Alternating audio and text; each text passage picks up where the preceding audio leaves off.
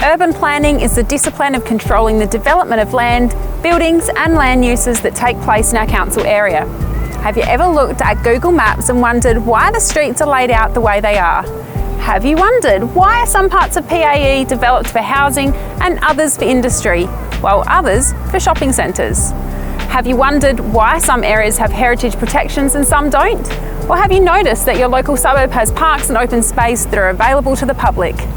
These are an important part of our suburbs, but they don't happen by accident. They're planned that way, which is why we call it urban planning. The planning system is a set of laws and development policies created by state and local governments. The system is prepared after consultation with the general public. Most people will deal with the planning system at some point in their lives. The most common time is when people seek approval for building a house or a carport. Other cases might be for subdividing a block of land, building a retaining wall, or cutting down a large tree. At the moment, the City of PAE has our own rule book, which is called a development plan. This sets the zoning of a given block of land along with rules for individual developments in that zone. If the law says that something is development, it needs legal approval. Two of the more common zones in PAE are the residential zone in places like Hillcrest and the industrial zone. Think of places like Wingfield. There are rules for many different things. These can include the maximum height of a building or the minimum size of a backyard. It could also include the number of car parks for a new shopping centre. If you need an approval for your development, you'll need to lodge a formal application with the council, or sometimes the state government. You can lodge an application in person at the Civic Centre, through the post, or even online. By law, the application will include copies of the plans, other written details, and fees will need to be paid at that time. From there, a planning officer will review the application against the development plan. The approval process can sometimes involve negotiation between councils and applicants.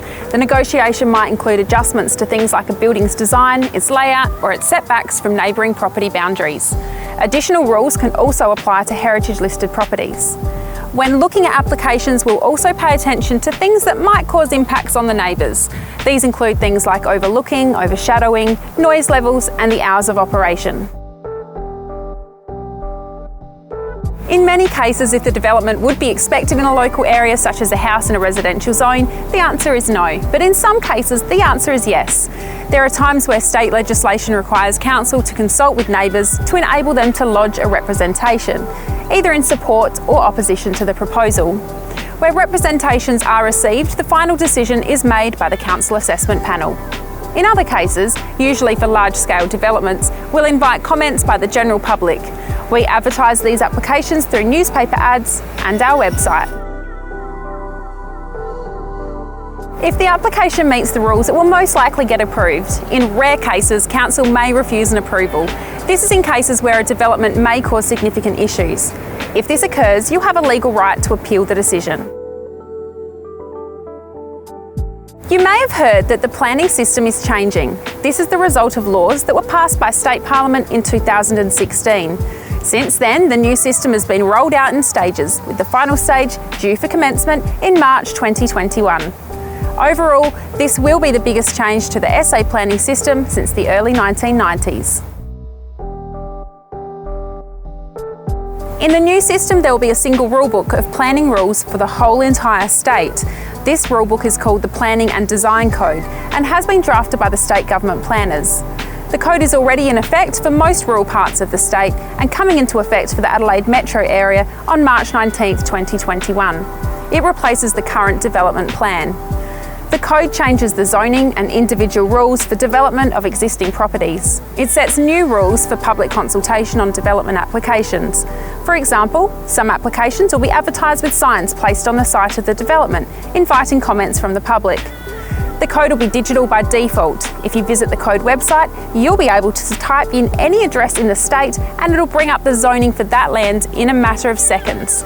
This should help people know the rules a lot more quickly, especially for more common and simpler developments.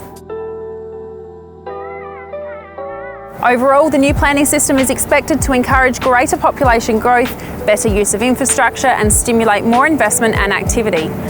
At the City of PAE, we'll be monitoring the new system over the next few months, and we may do more videos on this in the future.